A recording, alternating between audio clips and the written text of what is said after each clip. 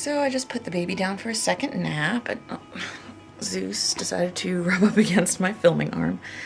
This is the second day in a row where he has basically just not even let me rock him to sleep. Like, usually we'll, put on a little John Mayer, rock him for 4 or 5 minutes, usually the length of like one song, and he's usually pretty drowsy.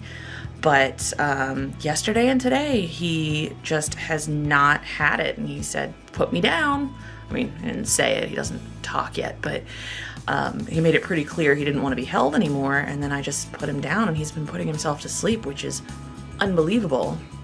The amount that I have stressed about his sleep since, the day he was born is just unreal. Like, that has been I think every mom has at least one big thing they worry about, whether it's feeding the baby or the baby's sleep, or, if they spit up a lot, if they have reflux. There's always something, and for us, feeding was a big one, and sleep has been the biggest obsession of mine.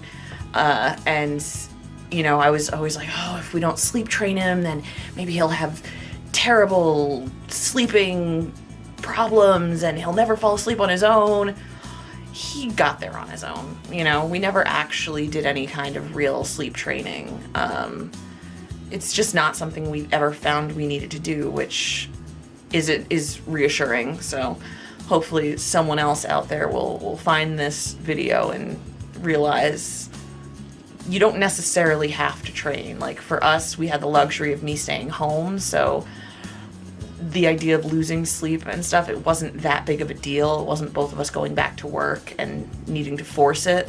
We were able to let him kind of do it at his own pace, but this fear that if you don't, make them learn, if you don't teach them immediately, I don't know.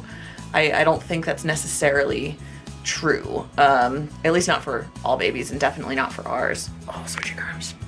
So, yeah, anyway, he's down for his nap, so I've probably got about an hour and a half to myself. It's about 3:30, so I can let him sleep for an hour and a half. I generally don't like him sleeping past 5, otherwise he won't go to bed before like 9, and that just can't happen. So I'm just going to work on a little bit of birthday party stuff. I have a couple of projects that I'm doing, and just kind of take some quiet time while he sleeps.